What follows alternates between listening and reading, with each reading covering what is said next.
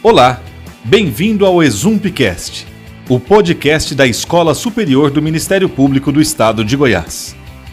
O Exumpcast é mais um canal de comunicação que tem o objetivo de atender às expectativas de capacitações de curta duração, direcionadas às atividades fim do Ministério Público.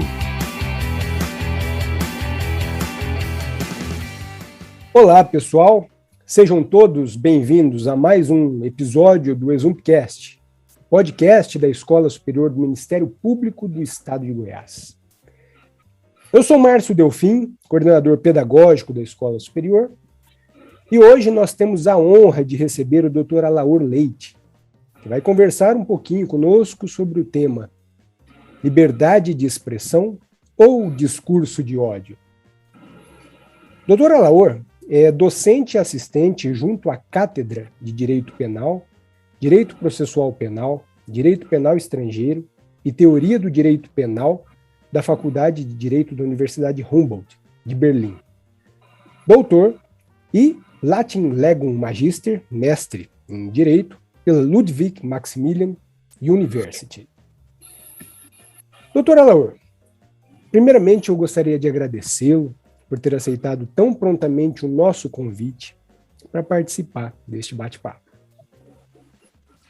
Caro Márcio, querido amigo, os laços que me unem ao Ministério Público de Goiás, a Escola Superior do Ministério Público de Goiás, vem de longa data, e é para mim uma alegria poder estar com vocês por essa via.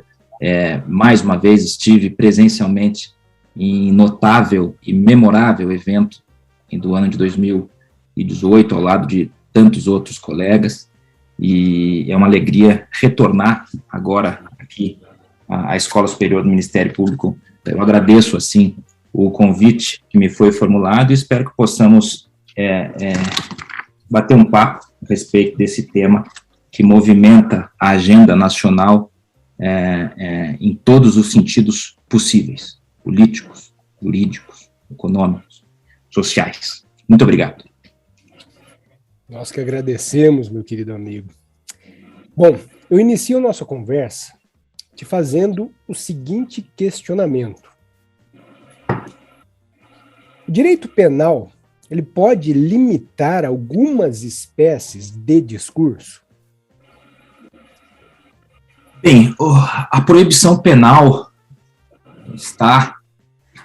proibição penal de discursos ingressa sempre numa tensão com o exercício de um direito fundamental à livre manifestação de ideias, à liberdade de expressão, que constitui a pedra de toque de toda a democracia.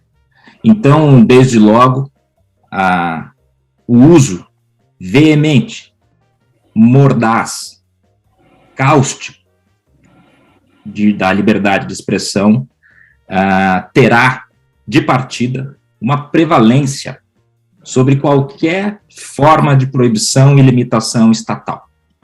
Ou seja, o ponto de partida é que, ainda que os discursos sejam desagradáveis, ainda que os discursos sejam heterodoxos, ainda que falte ao seu emissor têmpera, elegância e educação, ainda assim poderá ele, em democracias, fazer uso livre da palavra, sem que o Estado o interdite previamente, ou, no caso da norma penal, o censure a posteriori por meio de uma repressão. Então, a regra é a liberdade de expressão.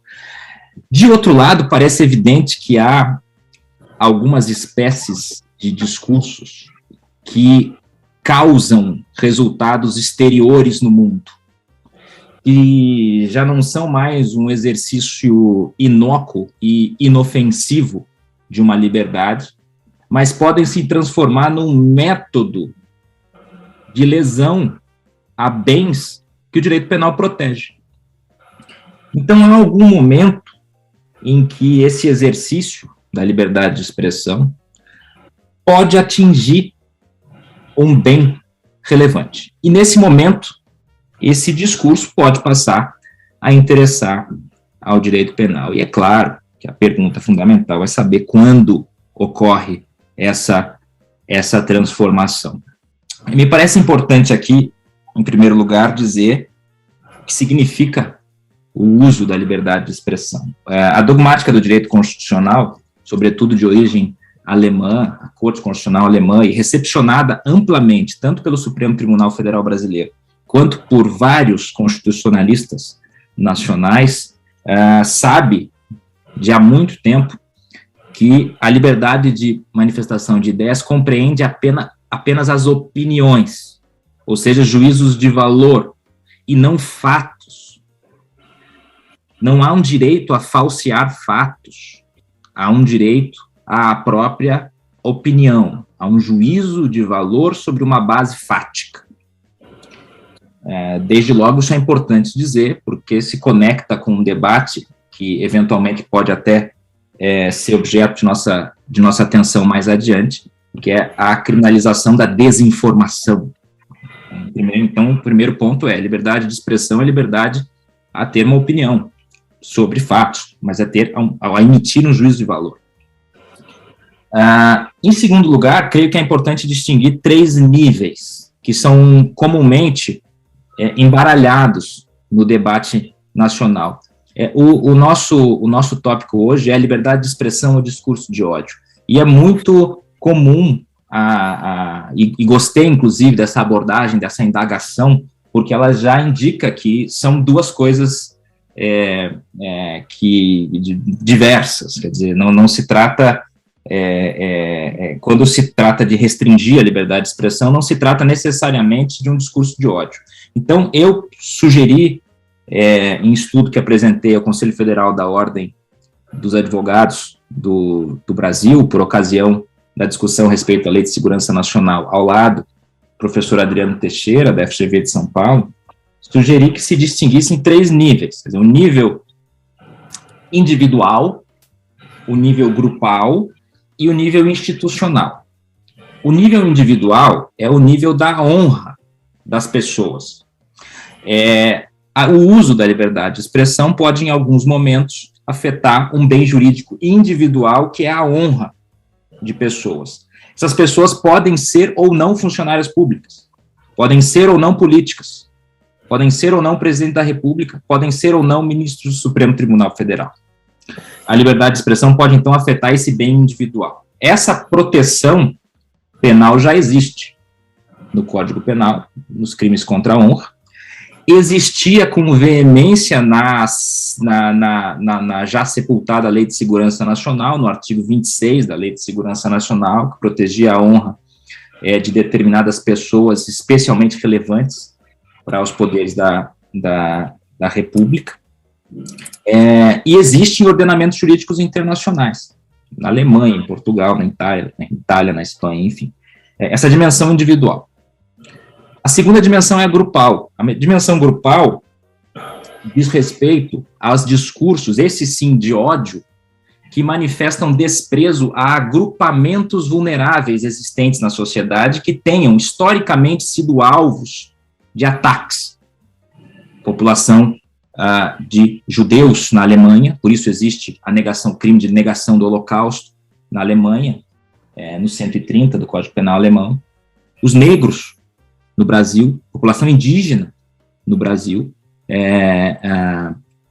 todos agrupamentos que historicamente foram alvo de ataques. Esse nível grupal está mais ligado ao discurso de ódio, pois esses agrupamentos são, como já disse, vulneráveis, ou seja, são incapazes de autodefesa e merecem, portanto, a proteção do Estado, porque esses discursos podem ou ofender a própria dignidade das pessoas que compõem este agrupamento, ou podem colocar em risco a segurança dessas pessoas numa determinada parte do território.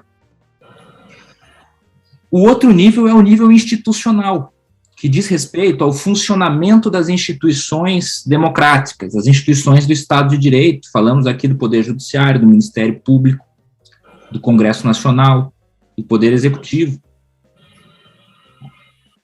essas instituições, esse nível institucional, ele é diferente do nível individual, porque ele visa a garantir o funcionamento da instituição e não proteger as pessoas que compõem transitoriamente essas instituições. Essa proteção, portanto, não quer garantir o ministro X, ela quer garantir o funcionamento de um tribunal, com ou sem esse ministro.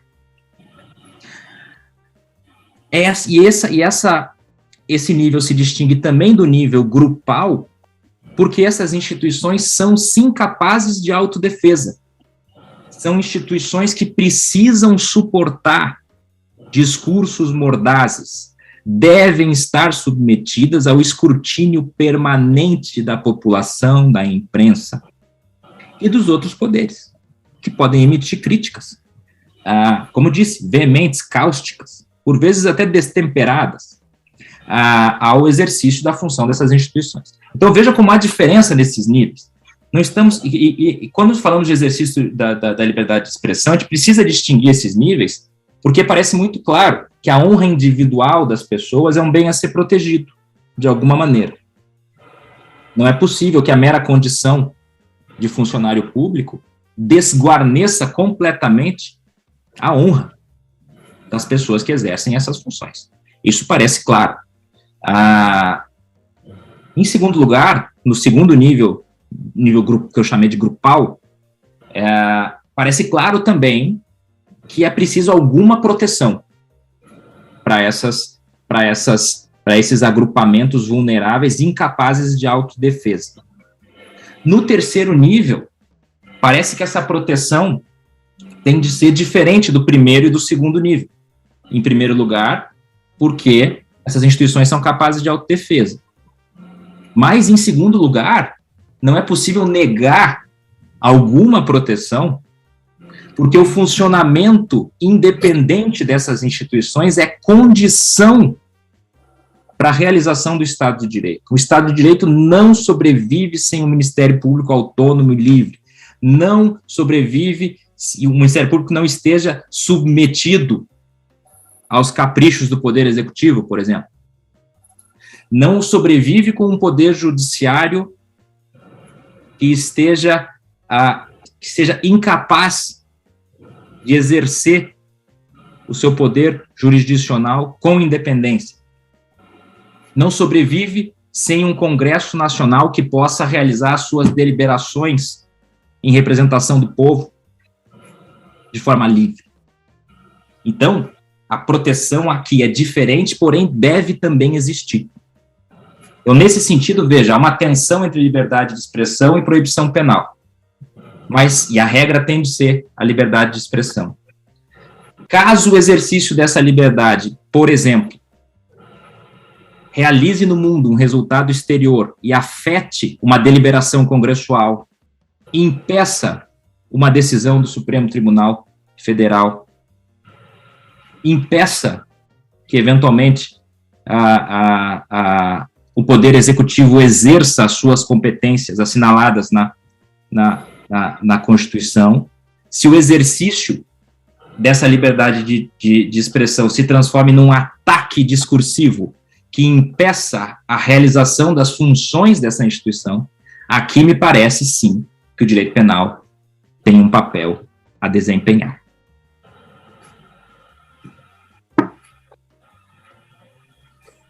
Maravilhoso, doutora Laura.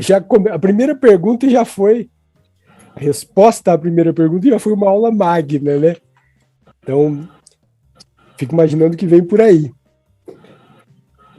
O segundo questionamento que eu queria te fazer é o seguinte: devem os ocupantes de função pública suportar críticas ofensivas à sua honra? Esse é um tema dos mais candentes no debate nacional e também no debate internacional. Como eu adiantei, parece claro que o fato de o sujeito exercer uma função pública não desprotege completamente a sua honra, ou seja, o sujeito não se despersonifica. Ele, contudo, exerce uma função que vem revestida de uma série de garantias e que vem revestida de uma retaguarda institucional, o Estado, a instituição a que ele pertence, que permite que ele exerça com independência a sua profissão e que desagrade aqui e ali interesses, por vezes, muito relevantes. Os promotores, procuradores de justiça sabem muito bem do que eu estou a dizer, especialmente quando circulam pelo interior do país e são chamados a produzir peças que desagradam setores poderosos do município ou do estado e que sabem isso pode gerar um movimento de raivoso, discursivo, seja na imprensa, seja por outras vias, que pode ofender a honra dessas pessoas ou dos seus familiares. Porém, a instituição em geral e o exercício, a garantia do exercício da função protegem suficientemente a figura pública, e quem exerce essa função sabe desde logo que está mais sujeito à prestação de contas pública e que a opinião pública nem sempre se exerce de maneira elegante. A opinião pública pode, por vezes, se exercer de maneira, como eu disse, raivosa, veemente, e isso pode gerar ofensas à honra dessa pessoa. Isso também ocorre com os políticos, evidentemente, especialmente porque eles recolhem votos, quer dizer, e prestam contas aos seus eleitores e estão sujeitos, então, a permanente escrutínio da sociedade, dos veículos de imprensa, agora nas redes sociais também, e de todas as formas de expressão. Então, em primeiro lugar, não há uma perda à proteção da honra, mas, de outro lado, já se vê, essa proteção deve ser um pouco mais econômica do que aquela que é conferida ao cidadão que não retém essa retaguarda institucional e não exerce uma função pública que, de alguma maneira, presta contas aos cidadãos. Então, deve existir a proteção, mas a proteção não pode ser, em princípio, mais rigorosa. Não foi, contudo, o que aconteceu na história. A história, a rigor, inverte essa minha proposição. As ordenações filipinas conheciam como um dos seus crimes mais graves maldizer o rei.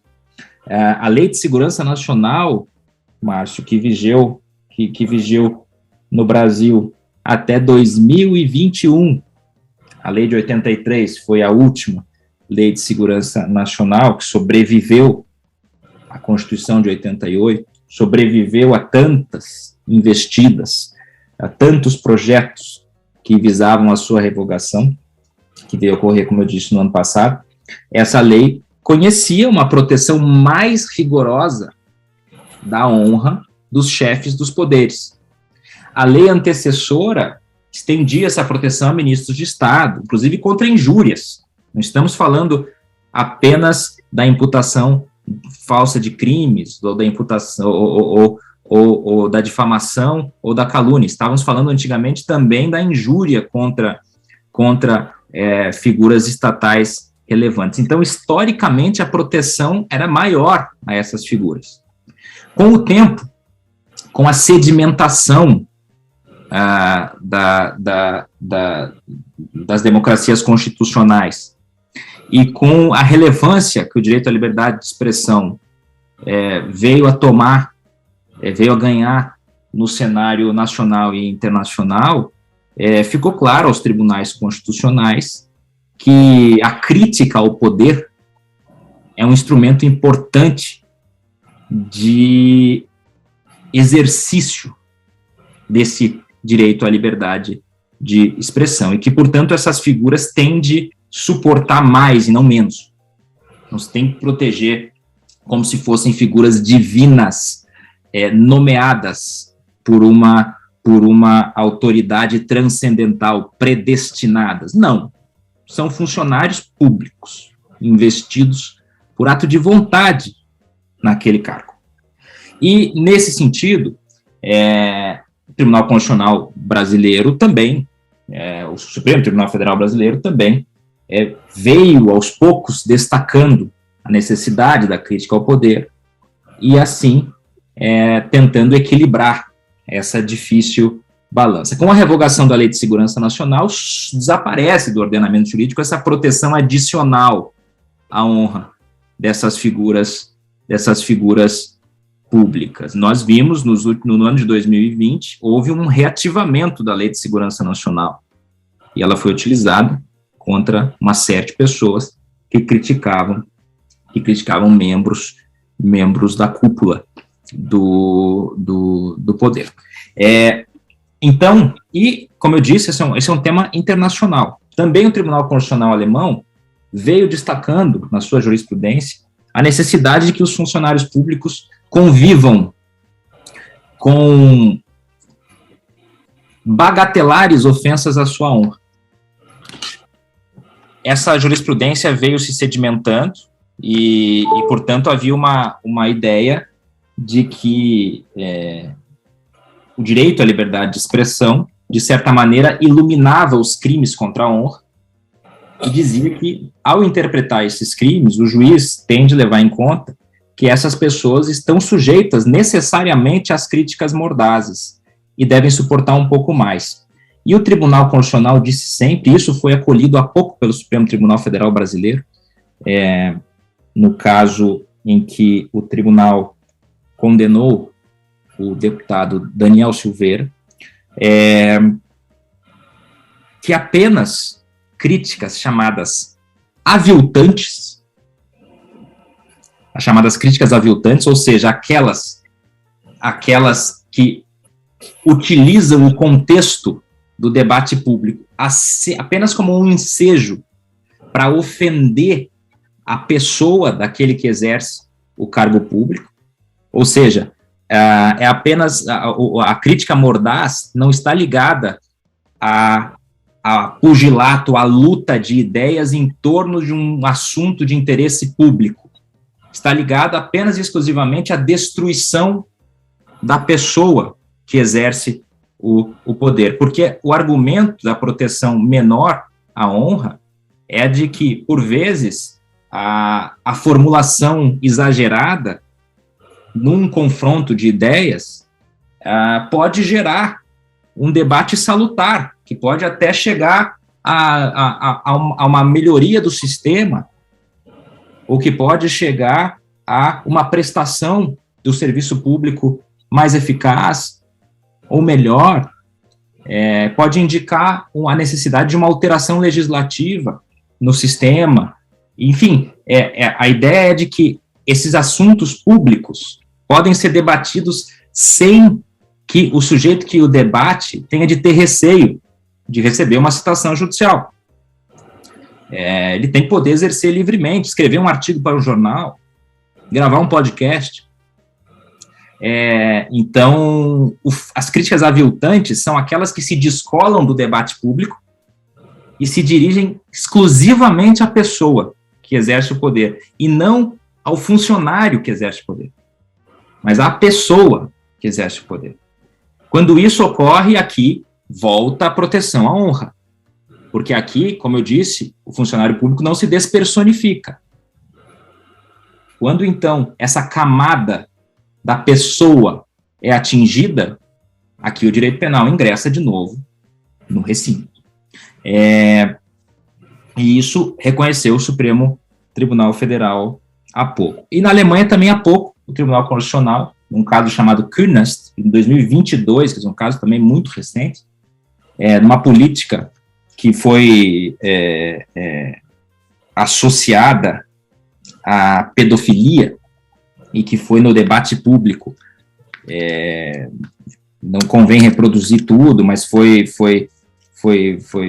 insinuou-se que ela era a favor de sexo com crianças, enfim, de coisas muito fortes, quando o debate público era, no fundo, sobre um tema mais amplo, como a repressão à pedofilia, o conteúdo que pode ser veiculado para crianças ou não, enfim, o sujeito que agrediu a honra da política, então, teria se desgarrado desse debate mais amplo e se dirigido à pessoa, atribuindo àquela pessoa qualidades desonrosas, desairosas, que lesavam a sua honra. E aí o Tribunal Constitucional alemão disse, então, que a jurisprudência anterior, que apenas aceitava essas críticas aviltantes, né, que se descolam no debate público, isso é verdade, mas isso não pode significar que todo tipo de formulação no debate público é permitido. Muito é permitido. E é preciso não ter travas.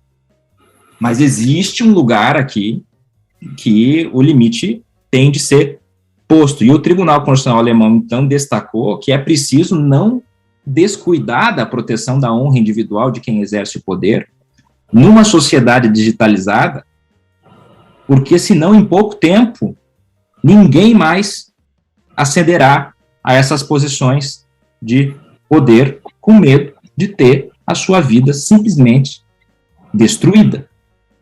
Então, é claro que há de se suportar mais, mas os novos meios de divulgação e de na verdade, são meios de eternização das ofensas nos meios digitais.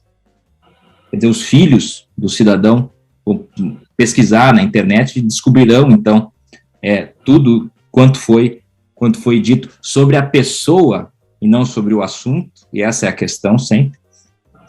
Então, o tribunal também cuidou de dizer, olha, essa ideia de que, claro, a crítica ao poder é importante, de que o funcionário público tem de suportar mais é verdadeira, é importante, mas não descuidemos dessa camada pessoal que ainda habita, inevitavelmente, todo homem que exerce uma função. Então, sim, a proteção da honra dos funcionários públicos é importante. Ela não deve ser maior, como já foi, do que em relação ao cidadão comum. O que importa é distinguir entre o debate de ideias, o debate de problemas concretos, que pode gerar discussões acaloradas, e quando isso é esquecido, e o debate se transforma num ensejo para atacar a honra individual. Aí, nesse momento, de novo, o direito penal tem de ser chamado. Perfeito. E, aproveitando, seguindo essa linha de raciocínio, doutor Alor, queria te perguntar a respeito dos ataques às instituições do Estado de Direito.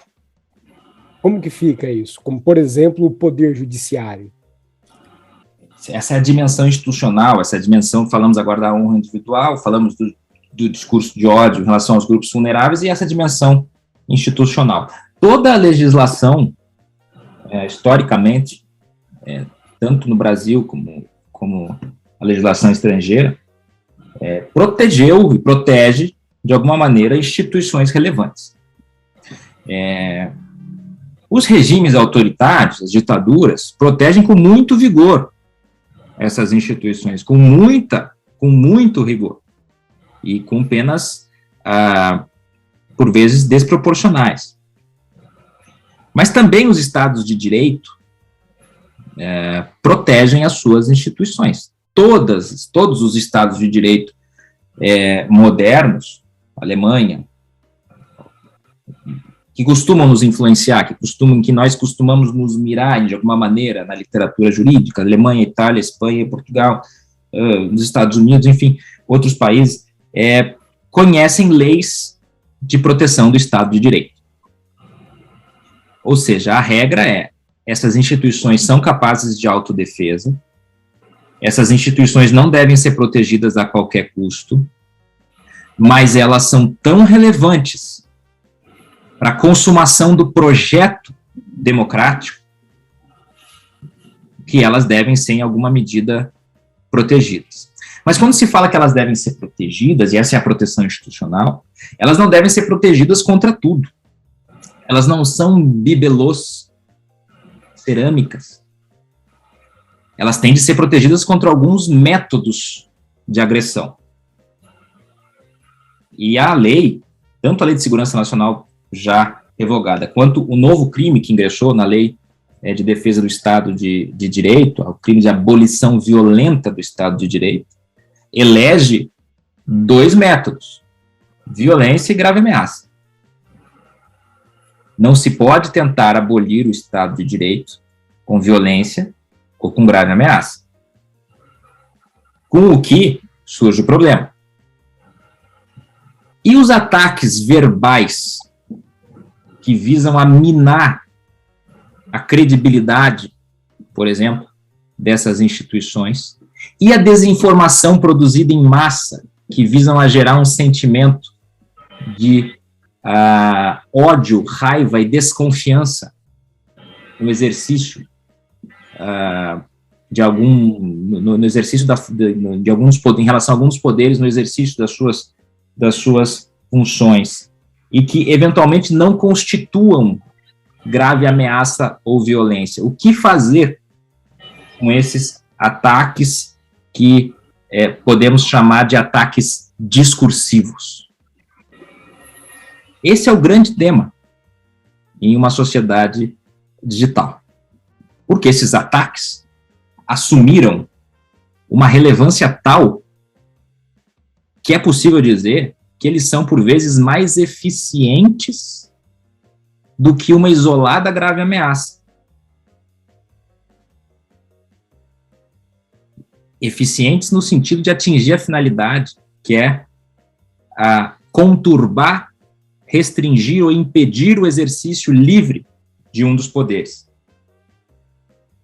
Então, não é difícil pensar que, caso um sujeito isolado ameace gravemente fechar o Supremo Tribunal Federal, imagine que esse sujeito não seja um sujeito que detenha poder propriamente, que não seja um presidente da República, um presidente do Congresso, que não seja, enfim, uma figura com real poder, mas que seja um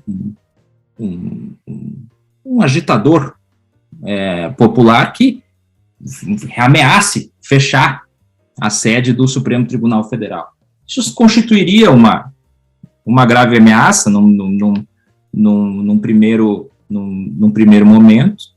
É claro que haveria outras discussões sobre a aptidão para lesionar esse bem, vinda de um sujeito isolado, mas pensem que esse método é muito menos eficiente do que uma campanha digital que distribua informações falsas sobre o funcionamento do sistema de justiça nacional. Uma campanha que diga que o Poder Judiciário não é independente. E nesse sentido surge um problema. Temos aqui um tema ainda muito sensível. Eu, num momento muito específico, escrevi um artigo com o professor Ademar Borges, professor de Brasília, chamado Constranger e Convencer.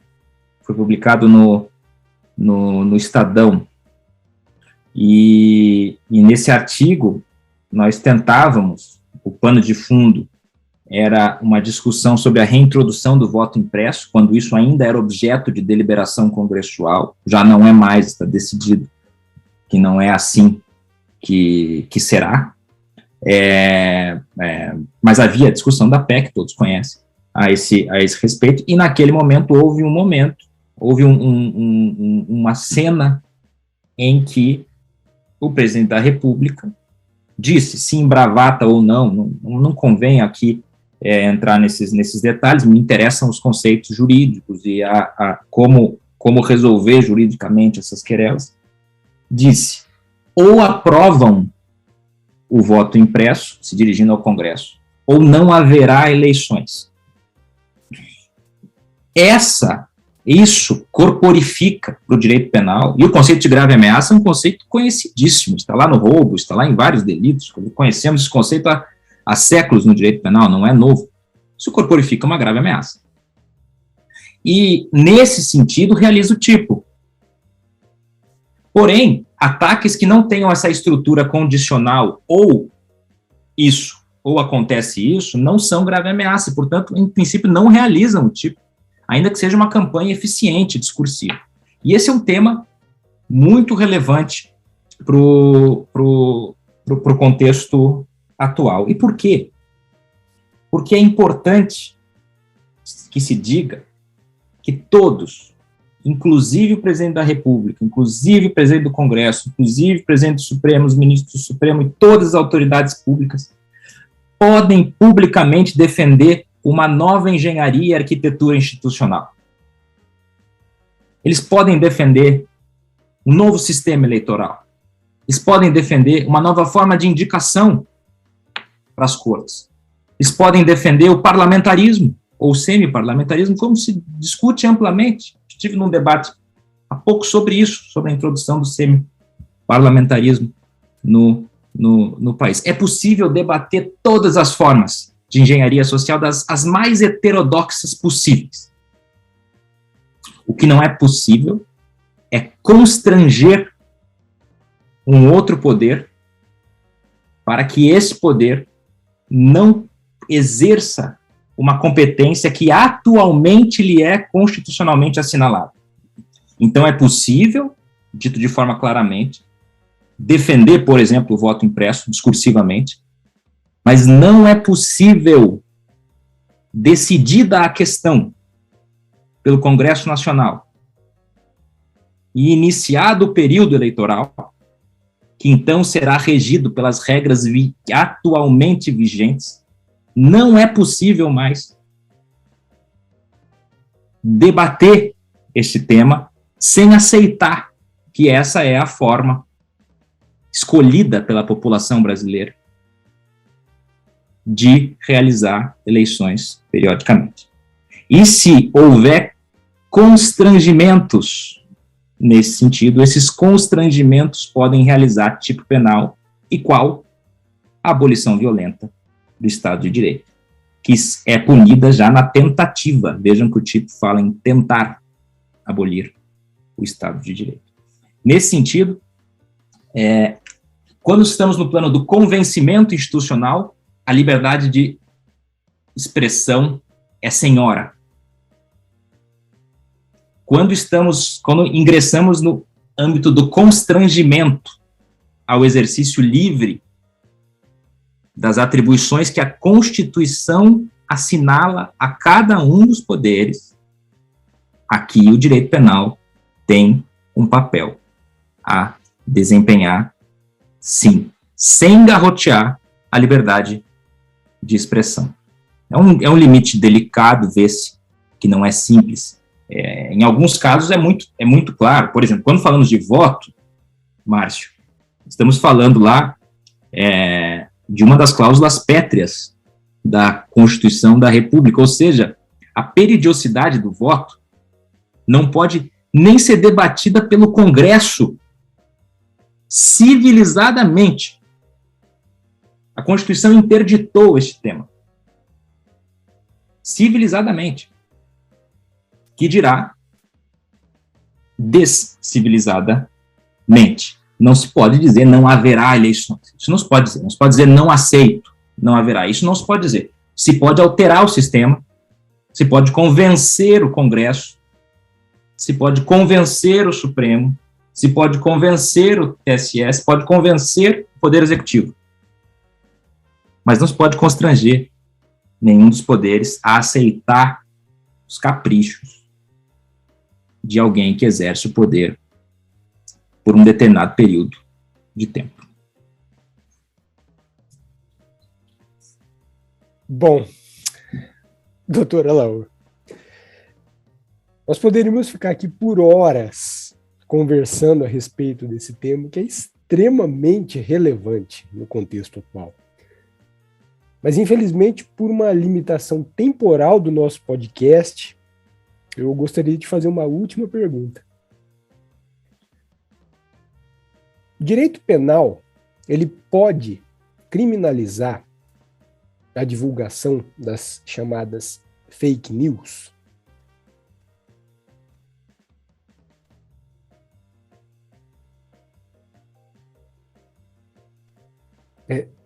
Tá mudo. O tempo, Márcio, impõe a brevidade e o tema sugere um alongar, né? Mas apenas para contextualizar e para ser muito rápido, que a rigor já é possível depreender do que eu disse anteriormente qual é o caminho nesse sentido. O direito penal ele não criminaliza a mentira. O direito penal não tem nenhum problema com a mentira em si. A mentira pura e simples. Não há nenhum bem como a pureza do discurso. O direito penal não se preocupa com isso, com a verdade ou com a falsidade, com a inteligência ou com a falta de percepção do cidadão, seja ele quem ele for. A mentira, contudo, em determinados contextos, danifica bens. E aqui não há nenhuma novidade. Nós lidamos com o estelionato há também muito tempo. O estelionato é a criminalização, de certa forma, da mentira em uma tratativa negocial que gera uma disposição patrimonial. Aqui a mentira se tornou relevante, porque ela é o instrumento de violação de um bem relevante. A mentira, no mercado de capitais, também gera punição. Portanto, o direito penal não protege a pureza. É possível divulgar mentiras, alardear inverdades, não há nenhum problema com isso. Mas há alguns setores em que a mentira é instrumento para a realização de outras finalidades, e aí ela passa a interessar. E aí que é claro, quando falamos de desinformação hoje, estamos mais ligados ao setor eleitoral. Porque há uma discussão, estamos aqui em face de uma situação interessante, porque há um código eleitoral em gestação, já aprovado na Câmara, ainda pendente relatório no Senado. Há um tipo penal de comunicação enganosa em massa, em que não entrou em vigor porque foi vetado pelo presidente da República, e o veto não foi derrubado ainda pelo Congresso Nacional, ou seja, não está em vigor. E no Código Eleitoral há um delito de divulgação de fatos inverídicos no setor eleitoral. Então, aqui, a primeira resposta é: o problema do direito penal com a mentira não é um problema da pureza do discurso ou de tutelar uma limpeza dos discursos, de evitar as mentiras. Não é. A questão é saber quando a mentira é instrumento para a realização de outra finalidade. E se assim for, ela passa a interessar. O que, para mim, parece importante destacar é que aqui o direito penal, que deve ser a última ratio da proteção dos bens jurídicos, deve ser utilizado com todas as cautelas, e nesse setor, para que ele não também entre em colisão com outros direitos, embora nós tenhamos já destacado que não há um direito a falsear fatos, há um direito a ter a sua própria opinião sobre os fatos. São coisas bastante diversas. Mas o fato é que aqui me parece que a mentira que interessa é a mentira industrial. É a mentira consertada, fabricada para a utilização e para a consecução de um fim. Não é uma mentira lateral sobre a procedência de um candidato, sobre as convicções religiosas do outro, sobre a opção sexual de um ou de outro. Essas mentiras, em princípio, não interessam, mas me parece que o professor Schunemann, na Alemanha, criou uma expressão chamada mentitiva, que é uma narrativa mentirosa, a criação de uma mentitiva no sentido de uma indústria da mentira para finalidade eleitoral. Essa sim talvez mereça a mesma atenção que merece quando a mentira é usada para obter um ganho patrimonial na Bolsa de Valores ou obter um ganho patrimonial de uma senhora indefesa. E nesse sentido, é preciso não criar tabus com o tema das fake news. A mentira interessa, como sempre interessou o direito penal, quando ela é instrumento para danificar outro bem, e não pura e simplesmente a divulgação da mentira. Portanto, um tipo penal teria que ser construído de forma que captasse apenas esses elementos. Em primeiro lugar, a mentira como fim, como meio para atingimento de um fim, não como um fim em si mesmo. E, de outro lado, não a mera divulgação individual de fatos inverídicos, mas sim a produção e a dissipação em massa de uma narrativa mentirosa para obter uma finalidade. E essa, sim, merece atenção do direito eleitoral e, eventualmente, sim, do direito penal, embora eu reconheça seu debate muito delicado,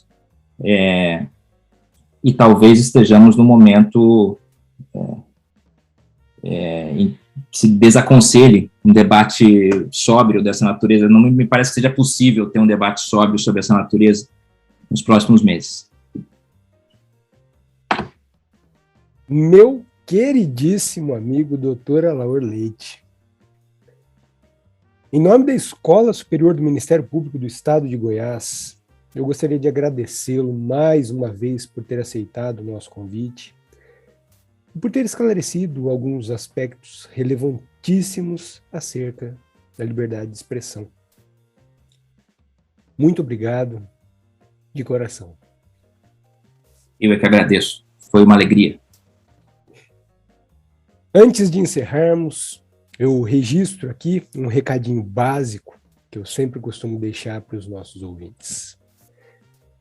Fiquem atentos à página da Escola Superior do Ministério Público do Estado de Goiás para acompanhar os próximos episódios do ExumCast. Muito obrigado pela sua audiência e até o nosso próximo encontro. Finalizamos aqui mais um episódio do ExumCast, o podcast da Escola Superior do Ministério Público do Estado de Goiás. Não perca nossas próximas postagens.